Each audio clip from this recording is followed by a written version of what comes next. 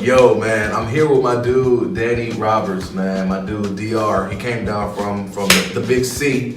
We're down here, what's this place? New Concord? I'm not even sure, man. Whatever this place at. We're at Muskingum U, right? So this kind of came to me kind of randomly when I was smashing on those pancakes earlier. You guys tune into my most recent vlog if you want to see what I was talking about. But yo, so this kind of hit me. I was just thinking about the important things in the hammer, right? Like everybody thinks, you know, important things are like, you know, trying to counter back hard or turn it too, right?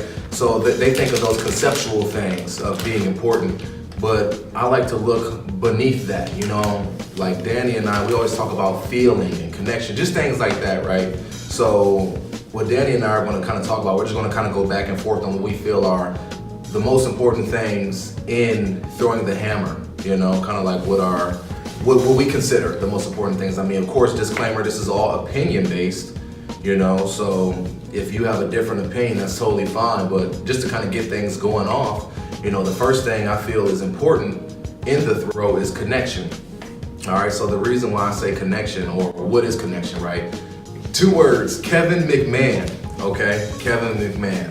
The reason why I use Kevin McMahon is because, in my opinion, in terms of American hammer throwing, he is the epitome of connection. If you watch his throw from the time that ball leaves the ground in his first wind, he's connected right away. He talks to me all the time about being connected on the entry.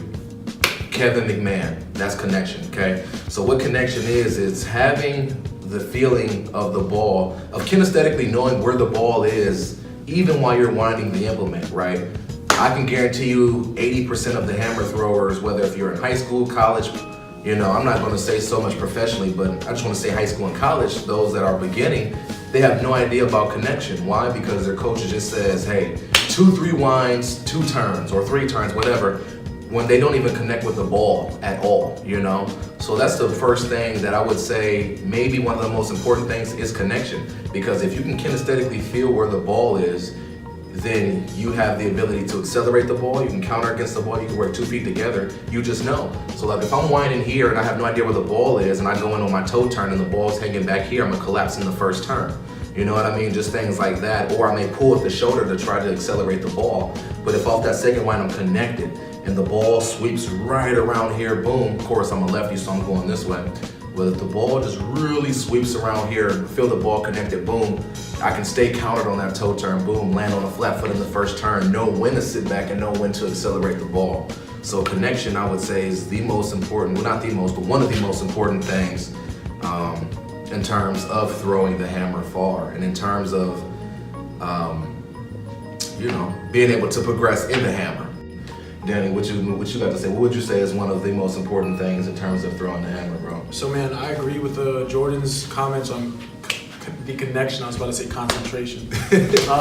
But connection is very important, and whatever happens in your entry is most likely going to happen in your finish. So if you're already starting with the ball behind you, you're going to be pulling through the entirety of the throw, and then when you come to your finish, you're going to be releasing off 1 foot, pulling your right, or I'm left-handed, pulling your left foot off the ground, so you're only releasing off 1 foot. But I guess the second big thing that I talk about in throwing the hammer is pushing with your power side. So for me and for Jordan and I, it's our left side.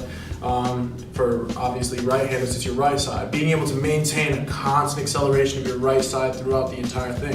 So first point, having a connection off your winds, 2 or 3, doesn't really matter. And then having your power side push the ball with that connection. Feeling the ball off of that left, for me, off of my left hip and keeping it in line throughout all 3 or 4 turns, depending on what you do. Then. So like by accelerating the ball with your power side, what do you necessarily mean? Because, you know, we always hear that if you're a right-hand thrower, the right side makes the ball move, right? The right side. For us, left side. Mm-hmm. But would you say that that's necessarily the case, that only your left side can accelerate the ball or only your right side can accelerate the ball? I guess it's a lot of it's very opinion based. Yeah, no, absolutely. Like I'm a big, my technique isn't technically sound at all. I mean, I've got some good things that I do throughout the throw. I love to think about, so there's the counter, right? But I also like to think about my left side pushing and my right side pulling. Like, I personally think that you have to pull it. Obviously, I think it's an obvious general statement to make that you have to pull the ball somewhat. But if you can counter, so as a lefty, if I counter with a push and counter that with equal amount of power with my right side pulling, I'm going to have perfect direction going down the middle of the ring, and the ball will pulse out to the sector perfectly, and there's so many things that go into accelerating the ball. You can be a down strike kind of focus guy or an up strike kind of focus guy. I've met both. I feel like I've tried both, and it just depends on what kind of hammer thrower you are and what you like to focus on. So. Cool. So no, I definitely feel what you're saying. Like, you have to use what you have to accelerate the ball. If you looked at Litvinov, R.I.P., throwing hammers in heaven right now. But Litvinov, man, boom, the foot hit, that head was whipping, that left shoulder was pulling, but that right side was accelerating too, just extremely fast. So I agree with that, man. You got to use what you got. And I know that's countercultural. We are, like, people that are listening to this are probably going to be like, whoa, wait a minute, no, don't tell my kids to pull. If that's what you want to teach your kids, by all means. But look, we've been in the game long enough. I mean, we're still rookies in the game, but we know, and Judd has implanted in us that, look, everybody's different. If you looked at how Judd accelerated, how Lance accelerated, Ken, Kibwe, AG, whoever, if you look at how everybody accelerates the ball, it's different. So, use what you got, for sure. Another thing that I would consider important in the hammer, and it goes unnoticed a lot for whatever reason, and it kind of baffles me. I'm one of those people that whenever I see something happen in the third or fourth turn with an athlete, and people are like asking me like, well, what happened in that turn? What happened? What did he do? He didn't step forward in 4. He didn't step forward in 3. Yeah. All byproducts. Yeah. Exactly. All byproducts of what? The entry. Okay. The entry is kind of like thing number 2 that I would definitely say is very important. The throw is decided off of that second wind or that third wind. The throw is already made. There's no going back from there. So the entry is the most important thing. And I know Danny has a lot of good info in terms of the entry, but what you do in your entry, again, it differs per person. You know what I mean? Like, if you're shifted off because that you might overstrike the ball and that low point runs on you a bit, so you shift off a bit so that low point lines up right down the middle. Some people do that. I'm one of those people that can't do that. I have to stay square. My low point runs a little bit, so that's just things I work on. What I do to fix that is I drop that ball in a little bit more so over my left knee. So by the time I'm in 3 and 4, that ball's right in front of me. We all have our things that work for us, but figuring out what works for you in the entry is so important. If you do 2 winds, I mean, there have been people, I believe her name is Camila. I can't remember her last name, but from Poland. She passed away too, God rest her soul. But when she won the Olympic Games, one of the youngest people to ever win an Olympic medal, she threw off a 1 wind. I believe 1 wind 3 turns. I know Christian Pars back in 08 when he threw over 80 meters in Beijing, 1 wind 4 heels. You know what I mean? So that's countercultural. Everybody says 2 winds, 3 winds. No, you do what lines you up the best. What puts you in the best state of connection. Doubling back to that first point. That's what you do. Whatever works for you, whatever can get the ball lined up, put you in the best position to accelerate and counter. Do that. Definitely do that. How do you feel about the entry? I think the entry is, just like Jordan said, it's one of the most important things to the throw. And earlier I mentioned that one of what I think of as an important aspect of the throw is having that push, your power side push the ball. But a lot of it is I like to also focus, I guess it's kind of weird, but I like to focus on the ball doing most of the work. The ball pulling me around, the ball pulsing out. Whatever the ball does, it's going to pull me in that direction. So if I'm coming off of my winds and I have the ball pulled here, and if the ball's behind me in my entry, I'm going to come around, turn around, fall hard onto my left side, body weight transfers, and then I'm never going to get, I could, but it'll be much more difficult to get back over to my right axis and have that left keep on turning into a bent right knee. But I forgot the question. No, so we were just talking about the entry. Okay. We're just talking about the entry. But like I said earlier, if whatever happens in the entry is gonna happen in your finish. I think the same thing goes for the shot and discus most of the time, I'd say. If your chest is down in the back, like extremely down, there's some good concepts where you work with a downright torso or down facing torso. But if your chest or your head is down in the back, it's most likely gonna be down in the front or in your finish, meaning like taking you off axis and whatever else. No, that's all I have to say about the entry. Yeah, cool. No, I mean, I definitely agree with that. Like, all in all, I mean, the entry and connection, they correlate with one another. You know what I mean? Like, if your ball isn't lined up in the perfect spot for you, how are you going to connect with the ball? You know what I mean? So I think those two definitely work hand in hand. And something else that does kind of go along with that, this is kind of like, I would say, my third and final point. And again, it kind of goes along with, I'm gonna kind of build a little bit, but it kind of goes along with the entry and connection. And that's relaxation in the throw, right? Like, probably one of the best things that I've ever heard, and I steal this analogy from Judd all the time.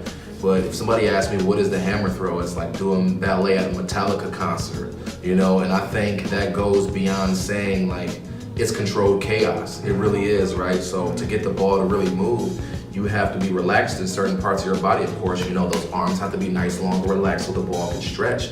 You know, there's some points in your body, or there's some points in the throw where, you know, some things have to be relaxed, but there has to be constant tension. You know what I mean? There has to be constant tension through your posterior chain, through your VMOs right here, so you can stay down and so you can work 2 feet together and accelerate the ball through that hip flexor, everything.